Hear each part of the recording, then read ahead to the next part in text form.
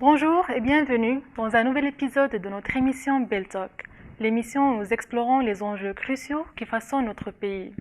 Aujourd'hui, nous avons l'honneur d'accueillir M. Mohamed Sdeki, ministre de l'Agriculture, de la Pêche maritime, du Développement rural et des eaux et forêts, pour discuter des défis et des opportunités qui se présentent dans le secteur agricole marocain. Bienvenue M. Sdeki et merci d'avoir accepté notre invitation. Merci beaucoup pour cette rencontre. Alors, Monsieur Sdeki, pourriez-vous nous donner un aperçu des mesures prises pour assurer le bon déroulement de la campagne agricole en cours? Cette campagne agricole vient dans un contexte très compliqué et difficile, après 2 années sèches, et puis dans un contexte mondial d'inflation qui a influencé les prix des intrants agricoles. Donc, tous ces facteurs ont été pris en considération pour la préparation de cette campagne qui a commencé le 15 septembre. D'abord à travers la préparation de l'ensemble des intrants qui sont nécessaires pour les agriculteurs. Deuxièmement, l'intervention de l'État à travers des appuis à plusieurs intrants qui ont un impact sur le coût de production. Les engrais azotés qui sont importés, l'urée, l'ammonitrate, le sulfate d'ammonium, sont tous des marques qui sont, enfin des engrais qui sont importés. Et l'État a mis des aides de 40 jusqu'à 50% au niveau des engrais. C'est historique, la première fois. Et sur l'ensemble du territoire, sur toute la quantité qu'on va consommer pendant une année, 500 000 tonnes.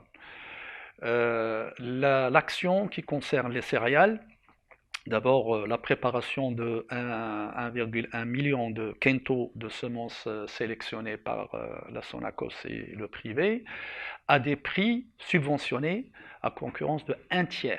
Le 1/3 des prix de cette semence est supporté par l'État. Le 1000 dirhams de subvention par hectare pour la semence de betterave sucrière.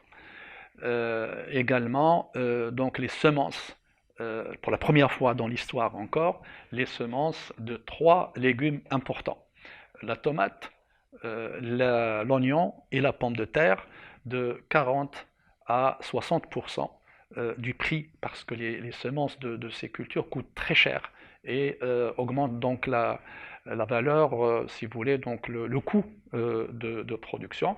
Nous avons l'action sur les filières animales également, la subvention donc de l'alimentation animale, parce que les parcours ne sont pas au rendez-vous, et donc l'orge, avec une approche nouvelle en termes de distribution, l'approche de guichet ouvert, c'est-à-dire que l'éleveur peut acheter la quantité qui lui convient, il suffit qu'il prouve qu'il est éleveur ou agriculteur. Donc nous avons déjà en cours de distribution 5 millions de quintaux, à peine 1 million de quintaux qui sont déjà consommés. Et l'objectif, c'est global, si vous voulez, c'est 18 millions de quintaux. Nous avons l'aliment composé aussi pour la production de lait, la filière donc animale qui produit le lait.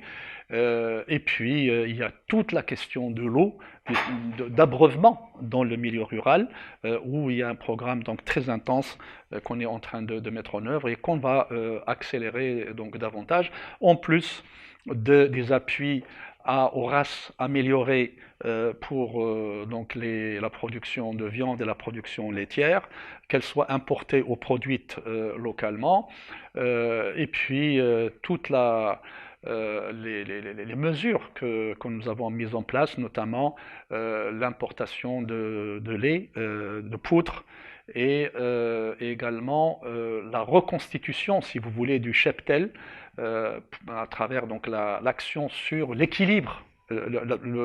La reconstitution du cheptel constitue un objectif essentiel parce que ces filières ont perdu leur équilibre après le Covid. Donc comment les retrouver? Donc, plusieurs mesures ont été mises en place. Évidemment, tout ça en parallèle avec la continuité de l'investissement et de l'appui de l'État aux agriculteurs pour donc continuer à investir, qu'ils soient petits, très petits, grands, chacun a ses mécanismes. On ne mélange pas les différentes catégories, mais chacun a ses mécanismes. Pour les petits, l'État contribue jusqu'à 70% des projets d'investissement. Et pour les grands, l'État donne des incitations pour mobiliser l'investissement privé.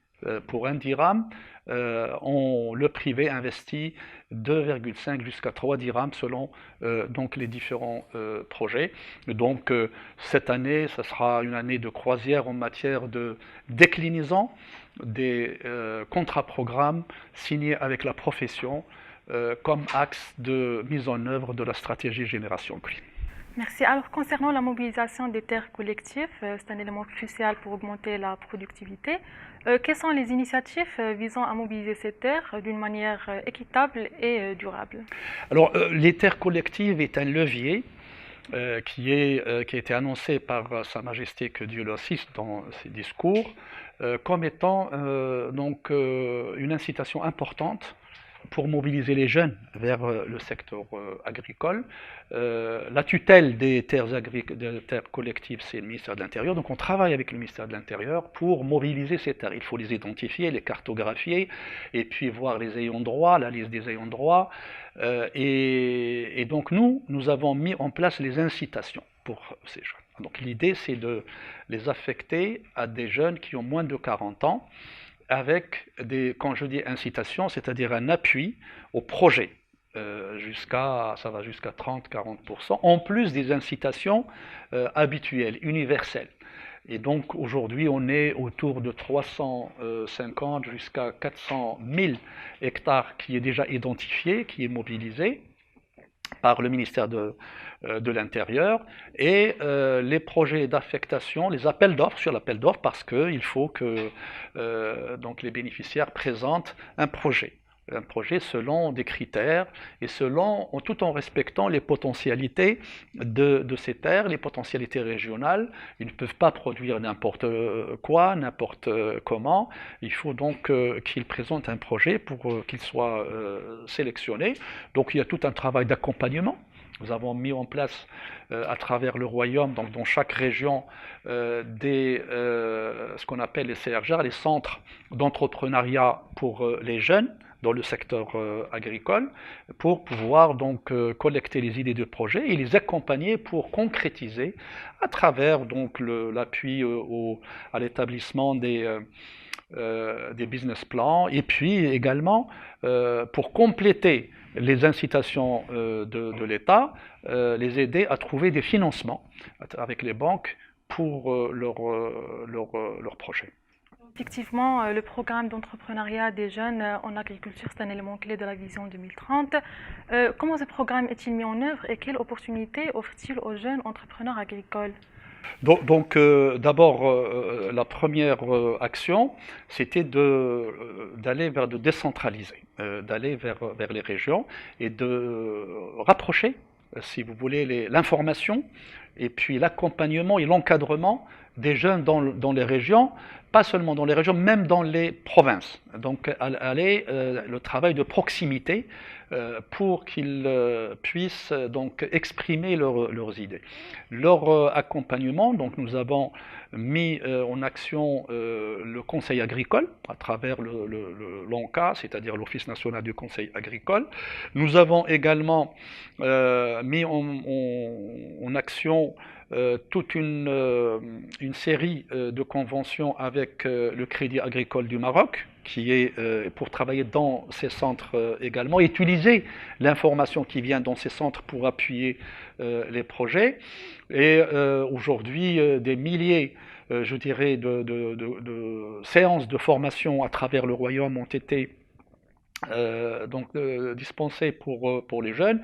De nombreuses idées de projets aujourd'hui ont été traduites en termes de projets, de business plan, et plusieurs projets ont vu le jour déjà sur ces 2 années.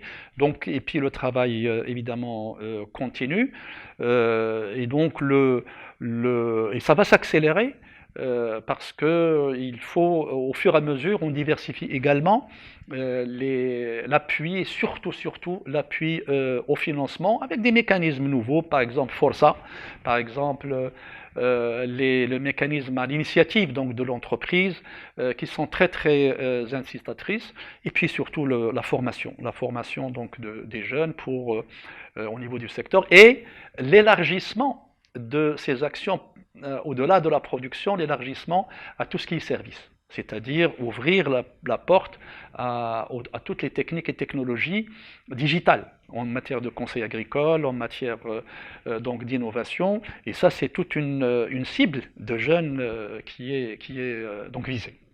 D'accord. Alors, passons maintenant à la génération Green, ce programme qui est lancé déjà depuis 3 ans. Quel bilan faites-vous pour ce programme? Génération Green, c'est très simple. 2 fondements. Premier fondement, donner la priorité à l'élément humain, donc élément humain et son développement au cœur de l'équation de développement, avec plusieurs axes. D'abord, faire émerger une classe moyenne à travers des incitations, l'attraction des jeunes, etc. Et la modernisation du secteur, et puis l'organisation professionnelle également, très important, avec des organisations de nouvelle génération, et puis l'appui au conseil à travers le digital. Le deuxième fondement, c'est une agriculture durable et coefficiente. Et donc à travers la consolidation amont-aval des chaînes de valeur de production, tout ce qui est green tech en termes donc d'énergie et en termes de contrôle et en termes de modernisation des circuits de distribution, et évidemment les ressources, deux ressources importantes, l'eau mais le sol également, très important. Aujourd'hui, en termes de bilan, 2 axes de mise en œuvre de la stratégie, c'est le niveau de la dimension territoriale, donc le développement de plans agricoles régionaux qui comprennent les plans agricoles provinciaux également, et qui donnent de la visibilité à l'ensemble des partenaires, parce que c'est une sorte de contractualisation d'ici 2030, aussi bien les producteurs que les autres secteurs qui sont donc impliqués. Deuxième dimension, c'est la dimension filière, ou alors chaîne de valeur. Et là, nous avons organisé les chaînes de valeur, ou là, les professionnels le long des segments de la chaîne de valeur, en interprofession, fédération interprofessionnelle. Donc pour chaque produit, par exemple les agrumes, nous avons un interlocuteur qui est le président de cette fédération. Et cela nous a permis d'établir des contrats-programmes, une contractualisation avec ces professionnels pour donc asseoir les bases d'une même vision en termes d'objectifs, et puis les moyens qu'on va mettre en place, et combien l'État va mettre en place, et combien les professionnels, quels sont leurs engagements, et combien ils vont mettre en termes donc d'investissement. Évidemment, ces contrats-programmes incluent tout le monde, les petits agriculteurs, les moyens, les grands, etc. Mais comme j'ai dit, chacun son mécanisme. L'État appuie et investit pour les petits, elle leur développe un capital de production et puis elle leur donne. Et puis pour les grands, on les incite à mobiliser leurs propres fonds pour produire. Et donc, aujourd'hui, ces contrats-programmes sont en train d'être mis en œuvre. Et nous avons également l'investissement dans transverse, par exemple en matière de l'eau. Nous avons déjà, sur les 2 années, atteint 800 000 hectares de goutte à goutte, par exemple, pour l'irrigation. Donc au total, c'est-à-dire que nous avons ajouté déjà 150 000 hectares depuis le début de Génération Green. Nous avons pu maintenir les niveaux de production pour plusieurs filières. Il y a certaines qui ont diminué, mais nous avons montré donc une forte donc résilience, et dans cette période qui est très difficile. difficile, une période très sèche.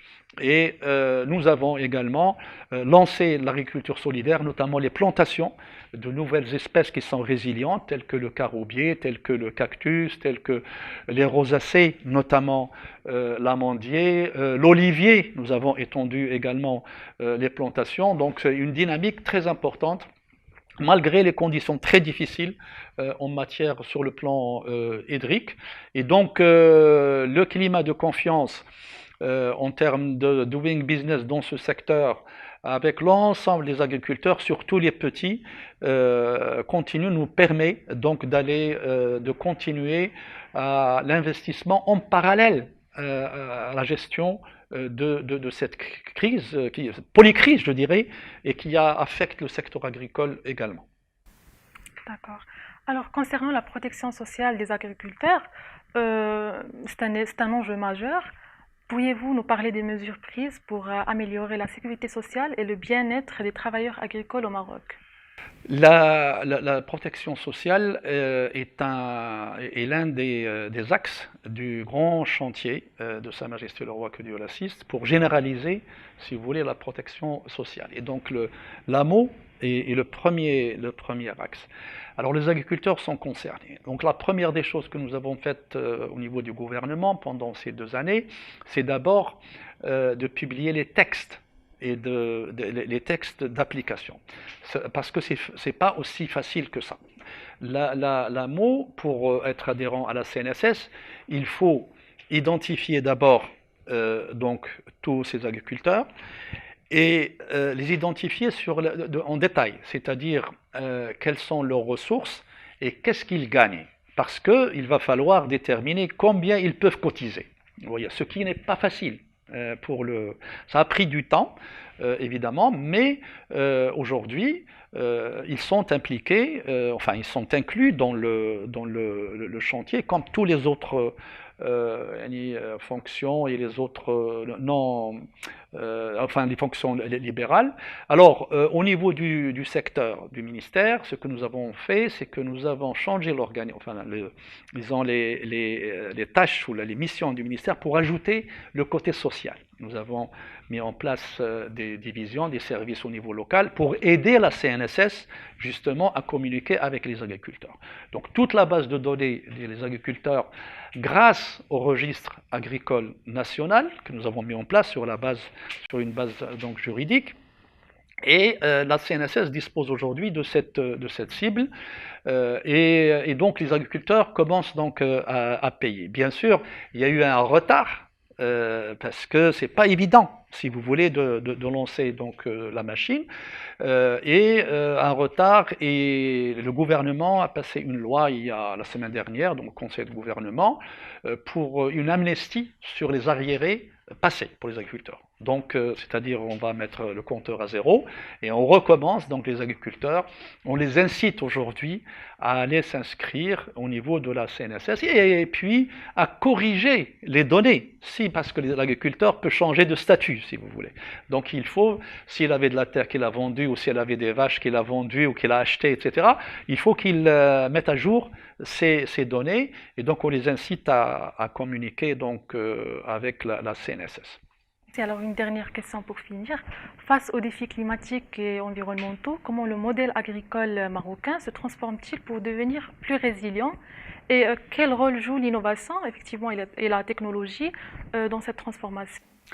Aujourd'hui, le modèle agricole marocain d'abord est reconnu comme un modèle qui a son identité par donc plusieurs organisations internationales, par nos partenaires, plusieurs pays, et puis plusieurs pays, notamment les pays africains, demandent le modèle marocain. Alors, pour qu'il devienne plus résilient, il n'y a pas meilleur test que ce que nous sommes en train de vivre. Aujourd'hui, nous vivons des difficultés. Aujourd'hui, nous ne disposons que de 900 millions, si vous voulez, de mètres cubes d'eau pour produire. Et pourtant, nos marchés sont bien approvisionnés, ils sont là, ils continuent. Et donc, si vous voulez, l'équation, je dois résumer ça, l'équation aujourd'hui, c'est de faire beaucoup plus avec beaucoup moins en termes de ressources, notamment l'eau.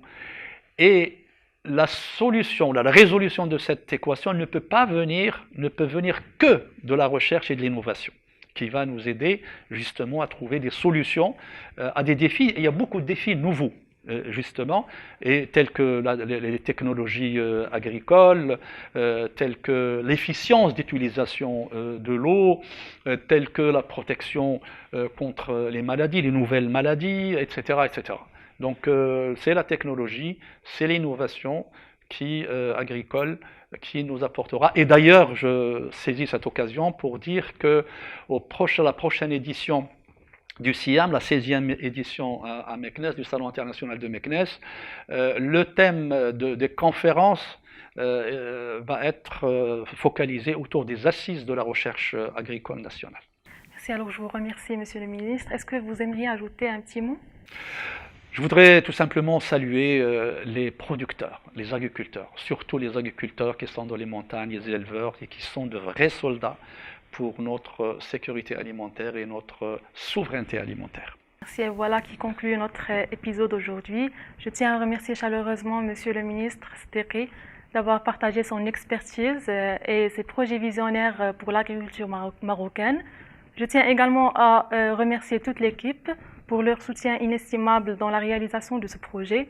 Je suis Nessima Kab, j'ai été ravie de vous accompagner tout au long de cet échange. Merci à tous et à très bientôt.